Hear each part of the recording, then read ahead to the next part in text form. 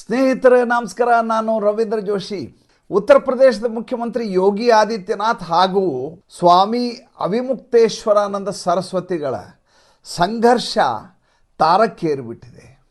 ಯಾವ ಮಟ್ಟಿಗೆ ಅಂದರೆ, ಯಾವ ವ್ಯಕ್ತಿ ಕಲ್ಪವಾಸಕ್ಕೋಸ್ಕರ ಈ ನಮ್ಮ ಪ್ರಯಾಗರಾಜ್ಗೆ ಬಂದಿದ್ದರು, ಮಾಘ ಮೇಳದಲ್ಲಿ ಪಾಲ್ಗೊಳ್ಳಲಿಕ್ಕೆ ಬಂದಿದ್ದರು, ತಮ್ಮ ಅಖಾಡದ ಹೊರಗಡೆ ಕೂತ್ಕೊಂಡು ಬಂದಂಥ ಮಾಧ್ಯಮದವರಿಗೆ ಸಂದರ್ಶನ ಕೊಡುವುದರಲ್ಲಿ ಸಂಪೂರ್ಣವಾಗಿ ತಮ್ಮನ್ನು ತಾವು ಮರೆತು ಹೋಗಿದ್ದಾರೆ ಅವಿಮುಕ್ತೇಶ್ವರಾನಂದ ಸ್ವಾಮಿಗಳು.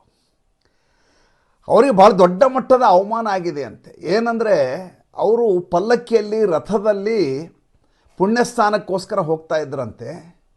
ಉತ್ತರ ಪ್ರದೇಶದ ದೌರ್ಜನ್ಯದ ಸರ್ಕಾರ ಒಬ್ಬ ಸಂತನ ಮೇಲೆ ಪ್ರಹಾರ ಮಾಡಿದೆ.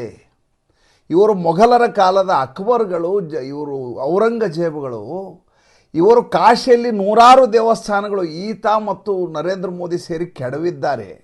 ಯೋಗಿ ಆದಿತ್ಯನಾಥ್ ಮತ್ತು ನರೇಂದ್ರ ಮೋದಿಯವರು ಇವರಿಗೂ ಶಾಪ ತಟ್ಟದೆ ಬಿಡೋದಿಲ್ಲ. ಒಂದೊಂದು ಮಂದಿರವನ್ನು ಕೆಡವಿ ಅಲ್ಲಿ ಕಾರಿಡಾರ್ ಮಾಡಿದ್ದಾರೆ. ಮೊಘಲರಿಗಿಂತ ಕಡೆಯಾದಂಥ ಜನ ಇವರು ಅಂತ ಬಾಯಿಗೆ ಬಂದ ಹಾಗೆ ಮಾತಾಡಲಿಕ್ಕೆ ಶುರು ಮಾಡಿದ್ದಾರೆ ಈ ಅವಿಮುಕ್ತೇಶ್ವರಾನಂದ ಸರಸ್ವತಿಗಳು. ಇದಕ್ಕೆ ಕಾರಣ ಏನು?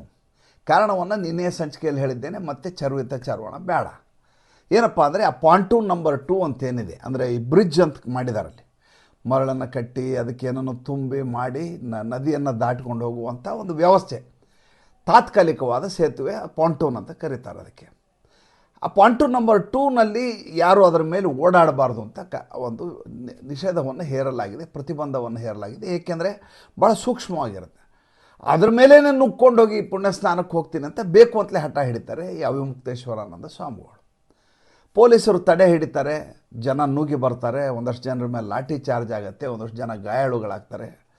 ಸ್ವತಃ ಸರ್ಕಾರವೇ ನಿಂತು ಯಾರ್ಯಾರಿಗೆ ಗಾಯಗಳಾಗಿದೆ ಅವ್ರನ್ನ ಆಸ್ಪತ್ರೆಗೆ ಸೇರಿಸಿ ಅವ್ರಿಗೆ ಸಾಂತ್ವನ ಹೇಳೋ ಕೆಲಸ ಎಲ್ಲ ಮಾಡಿದೆ. ಅವತ್ತಿನಿಂದ ಈತ ಸತ್ಯಾಗ್ರಹ ಕೂತಿದ್ದಾರೆ ಅವಿಮುಕ್ತೇಶ್ವರಾನಂದ. ಏನಂತ, ನನಗೆ ನೀವು ಉತ್ತರ ಪ್ರದೇಶದ ಮುಖ್ಯಮಂತ್ರಿ ಬಂದು ಕ್ಷಮೆ ಯಾಚನೆ ಮಾಡಬೇಕು, ಪ್ರಾಯಶ್ಚಿತ್ತ ಮಾಡ್ಕೋಬೇಕು, ಅದಾದ ಮೇಲೆ ನನ್ನ ಉಳಿದ ವಿಧಿವಿಧಾನಗಳು, ನನ್ನ ಊಟ, ಇದು ಆಹಾರ ಎಲ್ಲ ಶುರು ಮಾಡ್ತೆ, ಅಲ್ಲಿವರು ಕೂಡಲ್ಲ. ಸರ್ಕಾರ ಏನು ಮಾಡಿದೆ, ಉತ್ತರ ಪ್ರದೇಶ ಸರ್ಕಾರ ಇವರಿಗೆ ನೋಟಿಸ್ ಕೊಟ್ಟಿದೆ. ಏನಂತ ನೋಟಿಸ್ ಕೊಡಿ, ಇವರಿಗೆ ಬೆಂಕಿ ಬಿದ್ದದ್ದು ಯಾವಾಗ ಅಂತ ಕೇಳ್ಬೇಕು. ನೀವು ಮೊದಲನೆಯದಾಗಿ ಶಂಕರಾಚಾರ್ಯರ ಪೀಠದ ಶಂಕರಾಚಾರ್ಯರು ಅನ್ನೋದಕ್ಕೆ ದಾಖಲಾತಿಗಳನ್ನು ಕೊಡಿ ಅಂತ ನೋಟಿಸ್ ಕೊಟ್ಬಿಡ್ತೀವಿ ಉತ್ತರ ಪ್ರದೇಶ ಸರ್ಕಾರ. ಯಾಕೆ ಹಂಗೆ ಕೊಡ್ತೀವಿ? ಯಾಕೆ ಅಂದರೆ, ಸುಪ್ರೀಂ ಕೋರ್ಟ್ನ ತಡೆಯಾಜ್ಞೆ ಇದ್ದರೂ ಕೂಡ ತನ್ನನ್ನು ತಾನು ಶಂಕರಾಚಾರ್ಯ ಪೀಠದ ಸ್ವಾಮೀಜಿ ಅಂತ, ತಮ್ಮನ್ನು ತಾನು ಯತಿಗಳು ಅಂತ ಇವರು ಕರ್ಕೋತಾ ಇರೋದು ಅವಿಮುಕ್ತೇಶ್ವರಾನಂದ ಸ್ವಾಮಿಗಳು.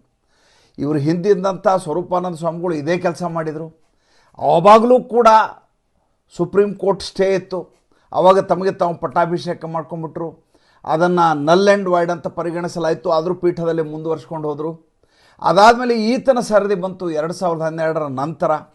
ಬಂದಮೇಲೆ ಈಗಿರುವಂಥ ಪೀಠಾಧ್ಯಕ್ಷನ ತಾನು ಹೇಳ್ಕೊತಾರಲ್ಲ ಅವಿಮುಕ್ತೇಶ್ವರಾನಂದರು, ಇವರು ಸುಪ್ರೀಂ ಕೋರ್ಟ್ ಆರ್ಡರ್ ಆಗೋಕ್ಕಿಂತ 4 ದಿವಸ ಮುಂಚೆ ನಾನು ಆಗಲೇ ಪಟ್ಟಾಭಿಷೇಕ ಆಗಿ ಹೋಗಿದೆ ನಂದು ಅಂತ ಹೇಳ್ತಾರೆ ಅವರು. ಅಲ್ಲಿ ಒಂದು ವ್ಯವಸ್ಥೆ ಇದೆ, ಏನಪ್ಪ ಅಂದರೆ ಕಾಶಿ ವಿದ್ವತ್ ಪರಿಷತ್ ಅಂತಿದೆ. ಅಲ್ಲಿ ಅನುಮೋದನೆ ಆಗಬೇಕು. ಶಂಕರಾಚಾರ್ಯ ಪೀಠದಲ್ಲಿ ಕೂಡುವಂಥ ಯತಿ ಯಾರಿದ್ದಾರೆ ಅವರನ್ನು ಈ ಕಾಶಿ ವಿದ್ವತ್ ಪರಿಷತ್ ಏನಿದೆ ಅದು ಹೌದು ಇವರು ಕಾಶಿಯ ಪೀಠಾಧೀಶರು, ಇವರು ಶಂಕರಾಚಾರ್ಯರ ಮುಂದಿನ ತಳಿ ಅಂತ ಒಪ್ಕೋಬೇಕು, ಮುಂದಿನ ಪೀಠಾಧೀಶರು ಅಂತ. ಜೊತೆಗೆ 3 ಜನ ಶಂಕರಾಚಾರ್ಯ ಪೀಠದ ಸ್ವಾಮಿಗಳು ಇವರನ್ನು ಸ್ವಾಮೀಜಿ ಅಂತ ನಾವು ಒಪ್ಕೊಂಡಿದ್ದೀವಿ ಅಂತ ಹೇಳಬೇಕು. ಅವಿಮುಕ್ತೇಶ್ವರಾನಂದ ಸ್ವಾಮಿಗಳು ಏನು ಹೇಳ್ತಾರೆ, ಶೃಂಗೇರಿ ಪೀಠದವ್ರು ನನ್ನ ಒಪ್ಪಿದ್ದಾರೆ, ದ್ವಾರಕೆಯವರು ನನ್ನ ಒಪ್ಪಿದ್ದಾರೆ, ಎಲ್ಲರೂ ಒಪ್ಪಿದ್ದಾರೆ, 3 ಜನನೂ ಒಪ್ಪಿದ್ದಾರೆ ನನ್ನ ಅಂತ ಇವ್ರು ಹೇಳ್ಕೊತಾರೆ. ಈಗ ಶೃಂಗೇರಿ ಪೀಠದವ್ರು ಏನು ಹೇಳ್ತಾರೆ, ನಾವು ಅವಿಮುಕ್ತೇಶ್ವರಾನಂದ ಸ್ವಾಮಿಗಳು ನಾವು ಯಾವತ್ತೂ ಒಪ್ಕೊಂಡೇ ಇಲ್ಲ, ಅವರು ಸುಳ್ಳು ಹೇಳ್ತಾ ಇದ್ದಾರೆ ಅಂತ ಅವ್ರು ಹೇಳ್ತಾ ಇದ್ದಾರೆ. ಮೊದಲೇದಾಗಿ ಕಾಶಿ ವಿದ್ವತ್ ಪರಿಷತ್ತು ಇವ್ರನ್ನ ಒಪ್ಪಿಲ್ಲ. ಶೃಂಗೇರಿ ಪೀಠದಿಂದ ಹಿಡಿದು 3 ಪೀಠದಲ್ಲಿ 2 ಪೀಠದವರು ಇವರು ನಮ್ಮ ಸ್ವಾಮೀಜಿ ಅಲ್ಲ ಅಂತ ಹೇಳ್ತಾ ಇದ್ದಾರೆ. ಸುಪ್ರೀಂ ಕೋರ್ಟ್ ತಡೆಯಾಜ್ಞೆ ಆದರೂ ನನ್ನ ಪೀಠ ಆಗಿಬಿಟ್ಟಿದೆ, ನಾನು ಪೀಠಾಧಿಕರಣವನ್ನು ಮುಗಿಸ್ಕೊಂಡಿದ್ದೀನಿ ಅಂತ ಇವರು ಹೇಳ್ಕೊತಾ ಇದ್ದಾರೆ. ಸುಪ್ರೀಂ ಕೋರ್ಟ್ನಲ್ಲಿ ಈಗ ತಡೆಯಾಜ್ಞೆ ಇದೆ ಇದಕ್ಕೆ. ಹೀಗಾಗಿ ನಿಮ್ಮ ಅಖಾಡಗೆ ಶಂಕರಾಚಾರ್ಯ ಪೀಠ ಅಂತ ಹೆಂಗೆ ಹಾಕ್ಕೋತೀರಿ ಅನ್ನೋದು ಪ್ರಶ್ನೆ ಉತ್ತರ ಪ್ರದೇಶ ಸರ್ಕಾರದ್ದು. ಯಾವಾಗ ಇದು ಮೂಲಭೂತ ಪ್ರಶ್ನೆಯನ್ನು ಕೇಳಿದ್ರು ಆವಾಗ ಇವರು ಬೆಂಕಿ ಹಚ್ಚಿಬಿಡ್ತು. ಏನು ನನ್ನ ಶಂಕರಾಚಾರ್ಯ ಅಂತ ಕೇಳಲಿಕ್ಕೆ ನೀವು ಯಾರು, ರಾಷ್ಟ್ರಪತಿಗಳು ಕೇಳೋ ಹಾಗಿಲ್ಲ ಅಂತ ಗಲಾಟೆ ಮಾಡಲಿಕ್ಕೆ ಶುರು ಮಾಡಿದರು. ಅದಾದಮೇಲೆ 8 ಪುಟದ ಉತ್ತರವನ್ನು ಇವ್ರ ಕಡೆಯವರು ಕೊಟ್ಟರು. ಈಗ ಏನಾಗಿದೆ, ಎರಡನೆಯ ನೋಟಿಸನ್ನು ಜಾರಿ ಮಾಡಿದೆ ಉತ್ತರ ಪ್ರದೇಶ ಸರ್ಕಾರ. ಏನಂತ, ನೀವು ನಿಮ್ಮ ಸ್ಥಾನವನ್ನು ಖಚಿತಪಡಿಸಲಾರದೆ ಈ ಮಾಘ ಮೇಳದಲ್ಲಿ ಈ ರೀತಿ ಅಖಾಡದಲ್ಲಿ ಮುಂದುವರಿಸುವ ಹಾಗಿಲ್ಲ. ನೀವು ನಿಮ್ಮ ಅಖಾಡ ಟೆಂಟ್ ಏನು ಹಾಕ್ಕೊಂಡಿರ್ತಾರಲ್ಲ, ಅಲ್ಲಿ ಒಂದು ದೊಡ್ಡ ನಗರವನ್ನು ಕುಂಭಮೇಳ ನಗರ ಅಂತ ಒಂದು ನಗರನೇ ಇದೆ ಅಲ್ಲಿ. ಆ ನಗರದಲ್ಲಿ ಮಾಘಮೇಳ ನಗರ ಏನಿದೆ, ಆ ನಗರದಲ್ಲಿ ನೀವು ಇರಬೇಕು ಅಂದರೆ ನಿಮ್ಮ ಐಡೆಂಟಿಟಿಯನ್ನು ಕೊಡಬೇಕು. ಐಡೆಂಟಿಟಿಯನ್ನು ಕೊಡದೇ ಇದ್ದರೆ ನೀವು ಅಲ್ಲಿ ವಾಸ್ತವ್ಯ ಮಾಡಲಿಕ್ಕೆ ಆಗೋದಿಲ್ಲ, ಒಂದನೇದು. ಎರಡನೇದು, ನೀವು ಕಾನೂನನ್ನು ಮೀರಿ ನೀವು ಪಲ್ಲಕ್ಕಿಯಲ್ಲಿ ರಥದಲ್ಲಿ ಅಲ್ಲಿ ಹೋಗಿದ್ದೀರಿ, ಪಾಯಿಂಟ್ ನಂಬರ್ 2ನಲ್ಲಿ ಅಪ್ಪಿತಪ್ಪಿ ಕಾಲು ತುಳಿತಾಗಿದ್ದರೆ, ಒಂದಷ್ಟು ಸಾವುಗಳು ಸಂಭವಿಸಿದರೆ ಸರ್ಕಾರ ಜವಾಬ್ದಾರಿ ಆಗ್ತಿತ್ತು.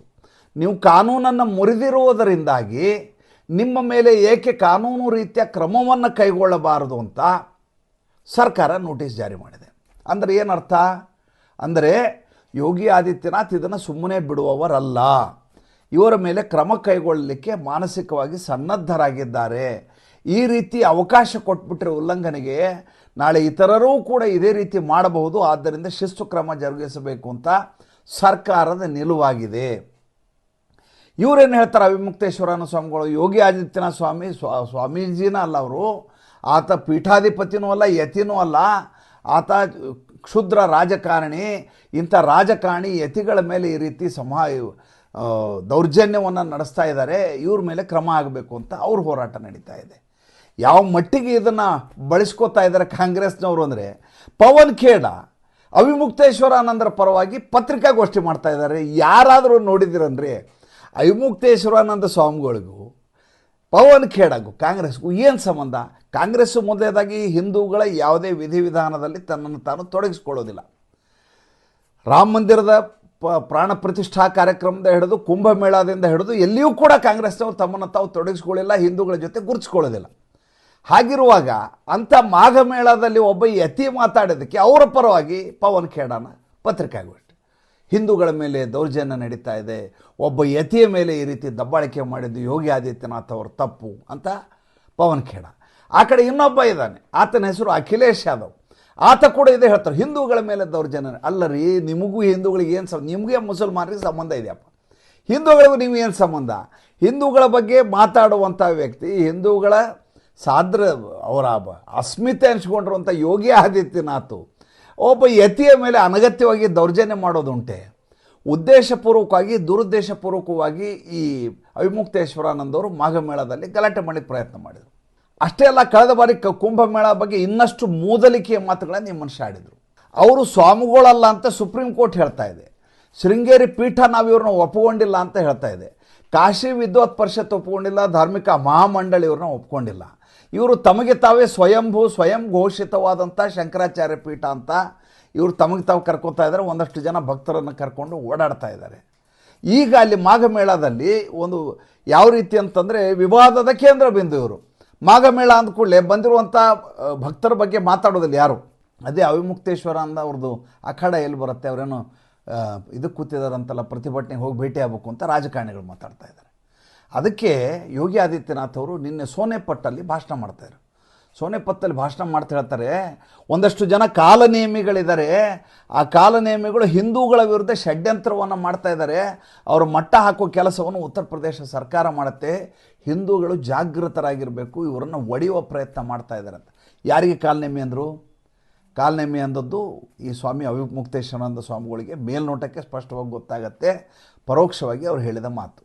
ಒಮ್ಮೆ ಈ ರೀತಿ ಮಾತನ್ನು ಯೋಗಿ ಆದಿತ್ಯನಾಥ್ ಹೇಳಿದ ಮೇಲೆ ಅದನ್ನು ಆತ ಉದಾಸೀನ ಮಾಡುವುದಿಲ್ಲ, ಕಡೆಗಣಿಸುವುದಿಲ್ಲ, ಸುಮ್ಮನೆ ಇದ್ದು ಬಿಡೋಣ ಅನ್ನೋದಿಲ್ಲ. ಮಹಾಶಿವರಾತ್ರಿ ಮಾರನೇ ದಿವಸ ಮುಗಿಯುತ್ತೆ ಮಾಘಮೇಳ, ಅಷ್ಟರವರೆಗೂ ಇವ್ರಿಗೊಂದು ಗತಿ ಕಾಣಿಸೋದಂತೂ ಗ್ಯಾರಂಟಿ. ಅವಿಮುಕ್ತೇಶ್ವರನಂದ್ರಿಗೆ ಏನಾಗಿದೆ, ಪ್ರತಿ ಬಾರಿ ಈ ರೀತಿ ವಿವಾದವನ್ನು ಸೃಷ್ಟಿ ಮಾಡಿ ಸರ್ಕಾರವನ್ನು ಸಂಕಟಕ್ಕೆ ಸಿಲುಕಿಸೋದು, ಇಕ್ಕಳದಲ್ಲಿ ಸಿಲುಕಿಸೋದು, ಸಂದಿಗ್ಧತೆ ಸಿಲುಕಿಸೋದು ಅವರಿಗೆ ಪರಿಪಾಠ ಆಗಿಬಿಟ್ಟಿದೆ. ಹೀಗೆ ಮಾಡುವುದರಿಂದ ತನಗೆ ಮೈಲೇಜ್ ಸಿಗತ್ತೆ ಅಂತ ಒಂದು ಕಾಂಗ್ರೆಸ್ಸು ಮತ್ತು ವಿಪಕ್ಷಗಳು ತಮ್ಮನ್ನು ಕೊಂಡಾಡ್ತವೆ ಅನ್ನುವಂಥ ಒಂದು ಭ್ರಮೆಯಲ್ಲಿ ಅವರಿದ್ದಾರೆ. ಆದರೆ ಈ ಬಾರಿ ಅವರು ಹಣಾಹಣಿಗಿಳಿದದ್ದು ಯಾರ ಜೊತೆ? ಯೋಗಿ ಆದಿತ್ಯನಾಥ್ ಜೊತೆ. ಅದಕ್ಕೇನು ಸಲ್ಲಬೇಕೋ ಆ ದಕ್ಷಿಣೆ ಅವ್ರಿಗೆ ಸಲ್ಲತ್ತೆ ಅಂತ ನನಗನ್ಸುತ್ತೆ. ಏನಾಗುತ್ತೆ ಕಾದು ನೋಡೋಣ. ಸಂಚಿಕೆ ಇಷ್ಟ ಆಗಿದ್ರೆ ಲೈಕ್ ಮಾಡಿ, ಫಾಲೋ ಮಾಡಿ, ಶೇರ್ ಮಾಡಿ. ದಯವಿಟ್ಟು ನಮ್ಮ ಮುಕ್ತ ಪತ್ರಿಕೋದ್ಯಮಕ್ಕೆ ಆರ್ಥಿಕವಾಗಿ ಬೆಂಗಾವಲಾಗಿ ನಮಸ್ಕಾರ.